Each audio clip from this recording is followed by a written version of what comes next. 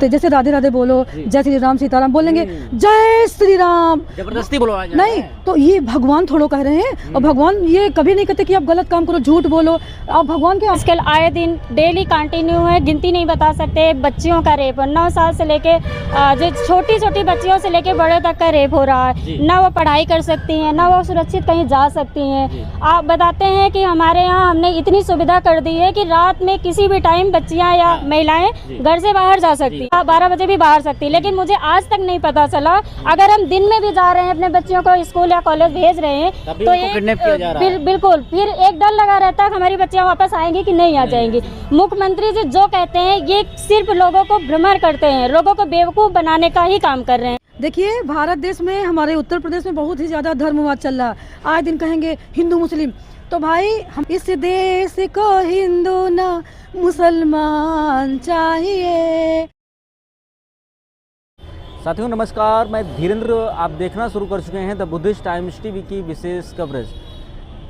हमारे साथ में समाजवादी पार्टी की पदाधिकारी हैं और आज हम कुछ महत्वपूर्ण मुद्दों पर बात करने वाले हैं। तो सबसे पहले आपका द बुद्धिस्ट टाइम्स टीवी स्वागत करता है जी। सबसे पहले आपका परिचय। जी, मेरा नाम कुमुदनी यादव है, मैं महिला सभा में राष्ट्रीय सचिव हूँ। जी, महिला सभा में समाजवादी पार्टी के राष्ट्रीय सचिव हैं आप। तो बड़ा पद है आपके पास में, तो इसीलिए मेरा बड़ा सवाल भी होगा।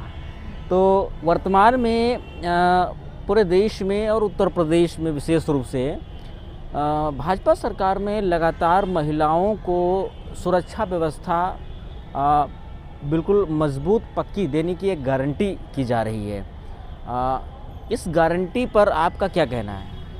इस गारंटी पे हम ये कहना चाहेंगे, जैसे हमारे मुख्यमंत्री जी है, वो हमेशा कहते हैं बेटी बचाओ बेटी पढ़ाओ। बेटी बचाओ बेटी पढ़ाओ का नारा देते हैं, किस बेस पे देते हैं? आजकल आए दिन डेली कंटिन्यू है, गिनती नहीं बता सकते। बच्चियों का रेप 9 साल से लेके जो छोटी छोटी बच्चियों से लेके बड़े तक का रेप हो रहा है। ना वो पढ़ाई कर सकती हैं, ना वो सुरक्षित कहीं जा सकती हैं। आप बताते हैं कि हमारे यहाँ हमने इतनी सुविधा कर दी है कि रात में किसी भी टाइम बच्चियाँ या महिलाएं घर से बाहर जा सकती हैं। रात के 12 बजे भी बिल्कुल घर के 12 बजे भी बाहर सकती। लेकिन मुझे आज तक नहीं पता चला, अगर हम दिन में भी जा रहे हैं अपने बच्चियों को स्कूल या कॉलेज भेज रहे हैं तो ये बिल्कुल फिर एक डर लगा रहता है कि हमारी बच्चियां वापस आएंगी कि नहीं आ जाएंगी। मुख्यमंत्री जी जो कहते हैं ये सिर्फ लोगों को भ्रमण करते हैं, लोगों को बेवकूफ़ बनाने का ही काम कर रहे हैं और कुछ नहीं कर रहे हैं। और जहाँ तक शिक्षा की बात हो रही, शिक्षा के मामले में आप देख ही रहे हैं, ज़्यादा से ज़्यादा स्कूल देखिए, सरकारी स्कूलों में देखिए, वहाँ के टीचर को देखिए। टीचर से जब आप सवाल करना जा रहे, कुछ पूछने जा रहे हैं, वो नहीं पढ़ाई के अगर एक प्रश्न कर ले रहे हैं तो वहाँ के टीचर जो है वो बोलना नहीं आता उनको और वो पढ़ नहीं सकते हैं। अभी एक पेपर में मैंने देखा था कि स्कूल के बच्चों का कुछ था उसमें, तो टीचर थी, उन्होंने बच्चों को मारा था। उसके बाद ये पता चला कि क्यों ऐसा हुआ। तो कुछ मीडिया की कोई पत्रकार थी, उन्होंने जब टीचर से पूछा कि आप पढ़ के बताइए, कुछ उन्होंने दिखाया आप पढ़ के बताइए, तो उन्होंने जवाब दे दिया। 1-2 अक्षर उन्होंने पढ़ा। उन्हें हिंदी जब पढ़ना नहीं आता टीचरों को, तो बच्चों का क्या भविष्य बनाएंगे? तो पार्लियामेंट में, विधानसभाओं में भी तो ऐसे मेंबर बैठे हैं जिनको पढ़ना नहीं आता, वो शपथ भी पढ़ना नहीं आता, वो मेंबर बने। बिल्कुल बैठे थी। हाल ही में बिहार में जो है अभी मेंबर एक विधानसभा में आई, उन्होंने जो है वो संविधान जो शपथ है उसको भी नहीं पढ़ पाए। बिल्कुल नहीं पढ़ पाई। तो भाजपा सरकार कैसे कहती है कि हमने इतनी सारी सुविधा दी महिलाओं के लिए? अदर बहुत सारी चीज़ें हैं जो सरकार में नहीं हो रहा है। सिर्फ अभी आपके बताइए, इस समय SIR की जो बातें चल रही है, आप लोग सभी देख रहे हैं, इसमें अनगिनती, हम लोग तो रिकॉर्ड नहीं बता सकते कितना, लेकिन हम देखिए एक घर में अगर 10 सदस्य तो उसमें से 2 लोगों का नाम उसमें आ रहा, अदर सभी का नाम काट दिए जा रहे हैं। ऐसे में वो क्या चाहती है खुद नहीं समझ में आ रहा कि भाजपा सरकार चाहती क्या है। और जहाँ तक ये सवाल तो ये भी है कि अब तो पुलिस वाले भी नहीं सुरक्षित हैं, पुलिस में महिलाएं भी नहीं सुरक्षित हैं। पुलिस वाले, प्रशासन खुद नहीं सुरक्षित है। प्रशासन अगर एक शब्द बोल दे तो बोलने के बाद वो जो है, मैं नाम नहीं लूँगी, एक समुदाय है जिसको हम बोलते हैं नफरतवादी लोग। हम हैं समाजवादी, अम्बेडकरवादी, वो है नफरतवादी लोग। जात के नाम पे नफरत, धर्म के नाम पे नफरत, ऊंच नीच के नाम पे नफरत। भैया इतना धर्मवाद, एक बात बताओ भैया जरा, आप भगवान को मानते हो, हम भी भगवान को मानते हैं, आप भी भगवान के मानते हैं, क्या भगवान किसी एक व्यक्ति के हो सकते हैं? काम तो आपके कोई धार्मिक है ही नहीं। अच्छा जैसे बोलते चैनल के माध्यम से बोल रहे हैं, बहुत लोग बोलते कि ऐसे करके बोलते, जैसे राधे राधे बोलो, जय श्री राम सीताराम बोलेंगे, जय श्री राम जबरदस्ती बोलो नहीं, तो ये भगवान थोड़ो कह रहे हैं। और भगवान ये कभी नहीं कहते कि आप गलत काम करो, झूठ बोलो। आप भगवान के आड़ में, भगवान के नाम पे, पहली बात तो आप राम राज कह के सत्ता में आए, राम राज आने वाला है, अच्छे दिन आने वाले। सही बता तो हम भी भ्रमित हो गए, हमको लगा कि शायद कुछ अच्छा हो जाएगा। करिए राम राज आने वाला है, अच्छा दिन आने वाला है। राम राज का सपना दिखा करके, अच्छे दिन का सपना दिखा करके भारतीय जनता पार्टी ने झूठ बोल करके सत्ता में आई और जनहित में ऐसा कोई काम नहीं किया।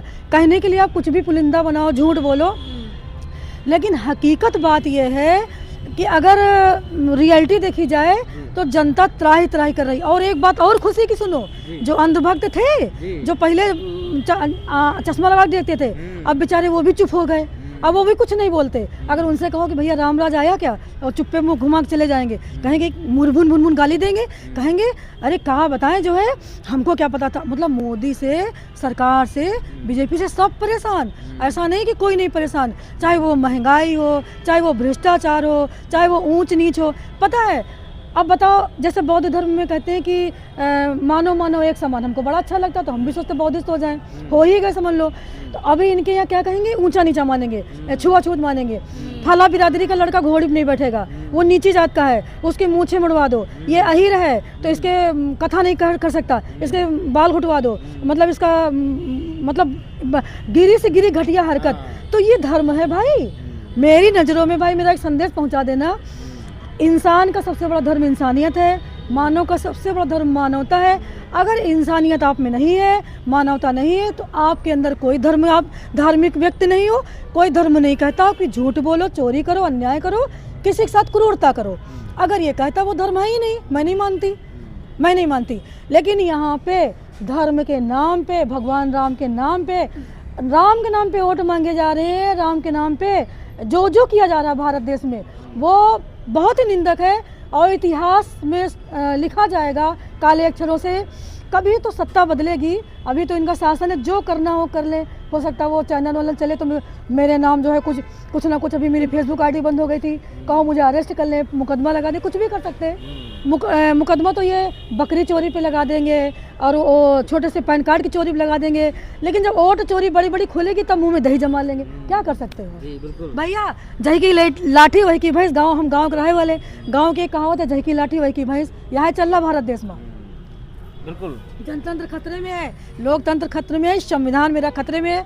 लेकिन ऐसा नहीं है, बहुत सारे हमारे संविधान के मानने वाले लोग, अंबेडकर साहब को मानने वाले लोग अपने सर में कफन बांध करके लगे हुए हैं। ना वो डरेंगे, ना वो झुकेंगे, वो वही लड़ाई लड़ रहे हैं। और इसीलिए भारत देश में नेता प्रतिपक्ष है, क्योंकि इंकलाब जिंदाबाद। भाजपा के लोगों का, भाजपा के वरिष्ठ नेताओं का यह दावा है कि राम राज्य जब से अयोध्या में रामलला का स्थापना हुआ है, तब से भारत में जातिवाद खत्म हो गया है। ये आरएसएस के द्वारा भी कहा जा रहा है और भाजपा के द्वारा भी कहा जा रहा है। क्या वाकई में धरातल पर जातिवाद खत्म हुआ है? क्या कहना है? पहली बात तो ये कहना चाहेंगे, जब अयोध्या में राम का वहाँ पे मूर्ति लाया गया था, तो वहाँ पे जो होल्डिंग बैनर लगे हुए थे, तो वहाँ बताया जा रहा था मोदी जी ने राम को लाए। तो ये बताइए, इतनी कहाँ से उनके अंदर बुद्धिमानी आ गई, कितने वो अज्ञान है और अनपढ़ हैं, क्या उनको हम कहें कि वो राम को लाए हैं। मतलब एक इंसान होके धरती पे राम को लाए हैं, भगवान राम को लाए हैं। हाँ, लोगों का नारा था जो राम को लाए हैं हम उनको लाए, ये भारतीय जनता पार्टी का नारा था। कोई भगवान को बताइए कितनी शर्म की बात है, अज्ञानता की बात है कि उन्होंने ऐसा सुनने के बाद भी उस पर कभी आज तक कोई एक्शन नहीं लिया।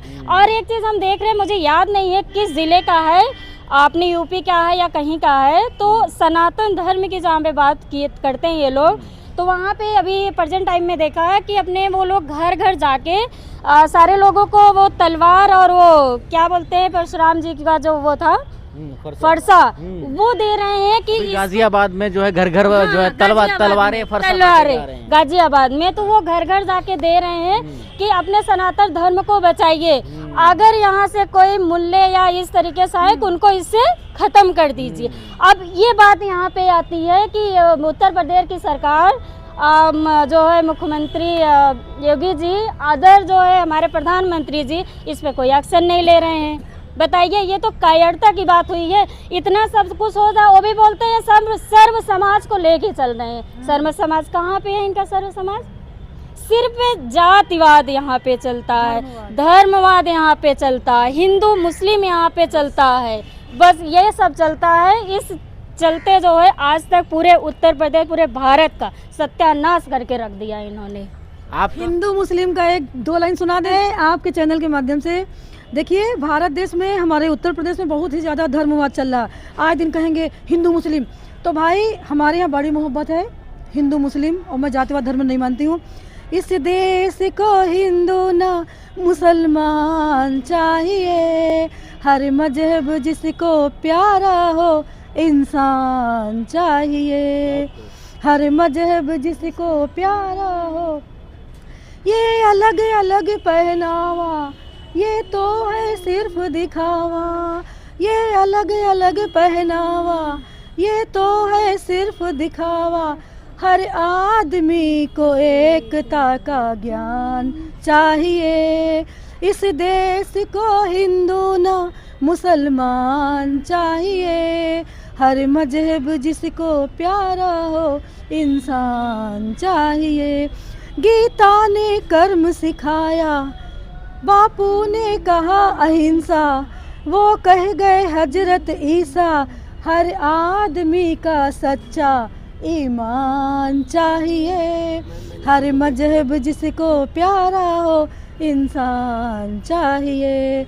इस देश को हिंदू ना मुसलमान चाहिए, हर मजहब जिसको प्यारा हो इंसान चाहिए। और बोले बहुत बहुत धन्यवाद। मैं बताना